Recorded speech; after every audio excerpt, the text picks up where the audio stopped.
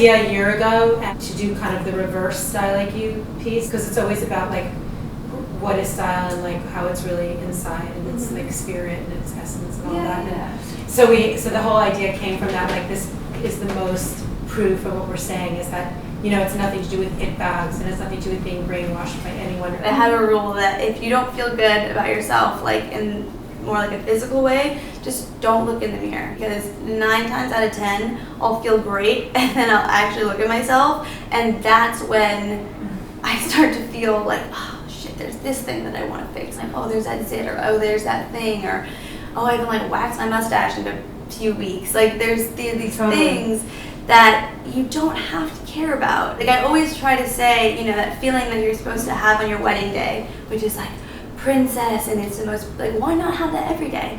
Something it's inside you the whole time. It's just you.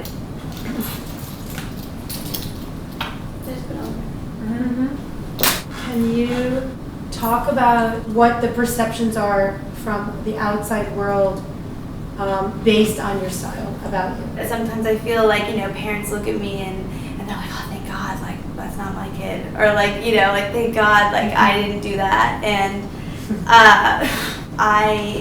I struggled a lot when I was younger. Like, I'm diagnosed with body dysmorphia, like with like reading this like stupid fucking tabloids when I was like 13, with feeling like I was just like ugly, like always. I believed the strangers more than the people that loved me, because why would the people who loved me be honest? I would sit there and it was just a conviction. It was like that's just reality. Like you can tell me 1,000 times that it's not true, but it's true, and that's okay. And so that made me start to dress really with like showing off my boobs and my butt, and like showing off those things that I was getting attention for. It was like denim shorts and like push-up bras so that they were like sticking to my neck. It took me until like a year ago, and I remember like specifically one day like putting on a button up and like buttoning it up all the way to my neck, and like having like long pants on that like weren't tight, and like just my arm showing, and like and feeling so beautiful. And like that was a fucking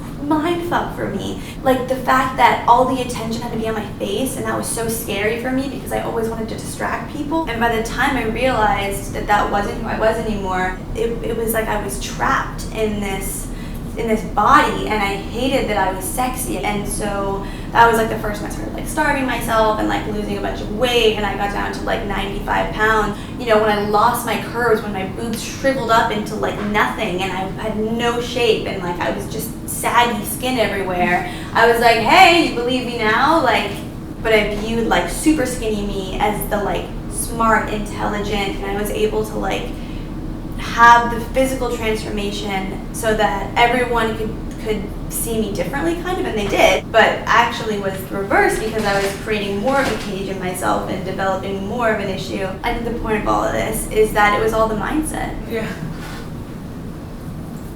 Along those lines, can you talk about how you expressed your passions in your life other than your style? I struggled a lot in this time period that I was just talking about with my thing. You know, everyone had a skill and they couldn't draw. I couldn't play an instrument. I couldn't sing. I more envied it in other people. My best friend, she was an artist, and I would see her draw, and I would be like trying to draw, like, but it's not doing the same thing for me. Or, you know, I'd be like, okay, like I love music, I love art, but I'm not creating those things. And I just thought, you know what, like I don't have anything. In my literature class, like we do like free writes and creative writing pieces, and I would just find myself kind of getting really into it. Regardless of whether or not I was good at it, I found a release when I could sit there and I could just let, like, it was almost this like weird spiritual thing where like the words would kind of just like come out of my fingertips. If I can use any of the pain that I've gone through, and if I can translate it into a way that when other girls read it, they can be healed a little, even if it's the smallest piece, by something that I've written or the way I've written it, like that's a very, very important thing to me. Can you talk about who have been the biggest influences? I think more than anything, I just found influence and inspiration from this picture in my head of what I wanted to be.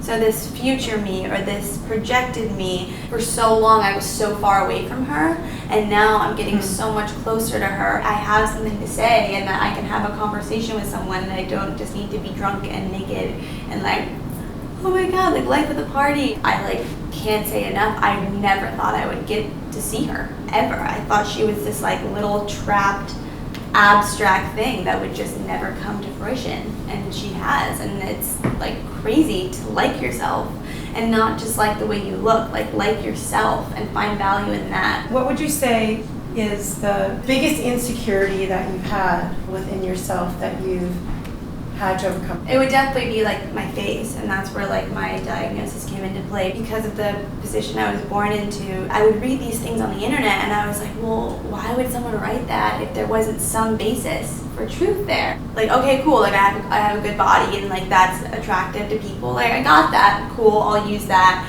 So they just want this and they're gonna ignore this, and they're just, it's gonna make up for like what I'm lacking in my face. And it was just like this, something I never wanted to say out loud because it was so painful, like ripplingly painful, that was a reality. I would say in the past year kind of gotten over a little bit more, but it's pretty much plagued me since I was 13.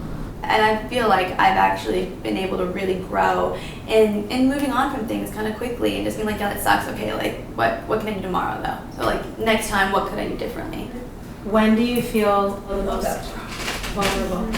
Sometimes like events, and there's like a ton of like photos being taken, and you know, you're standing next to someone who might not have at all the same insecurities as you, and so all you can think is like, oh shit, like, I mean, that's all I think is like, oh shit, like what are they gonna say about like me, and like I'm next to this person, and it's gonna just be like this really awful thing tomorrow that I'm gonna have to like look at, and I shouldn't be looking at it, but I am gonna look at it.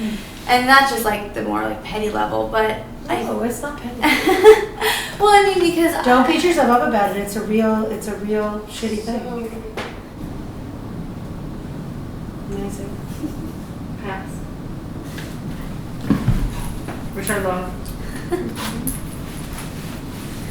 So cute. In your body is a good place to be. Can you respond to that? Every once in a while I'll be like, whoa, my heart could just stop. Like, my organs could just shut down. It is a moving, like, growing, organic, like, machine. It's about being present, not letting moments pass by to document them. I think that there's this culture that's being perpetuated where it's who's cooler, what am I doing, like let me like one up you. And maybe they are living in the moment, maybe they are just that cool, and maybe that's what it is. But for the most part, I think it's very much about, look what designer thing I'm wearing and bag I'm carrying with these people at this event that you can't go to, and you're not even enjoying it. And that's such a vacant way to live. That was amazing. I just have to say, I hope you fucking realize how beautiful you are. That's all I need to say.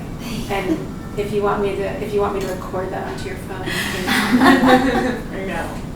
Or maybe that's your next tattoo. Because I don't want to hear that you're thinking anything other than that. Thank you. And I will fucking bash those motherfuckers myself.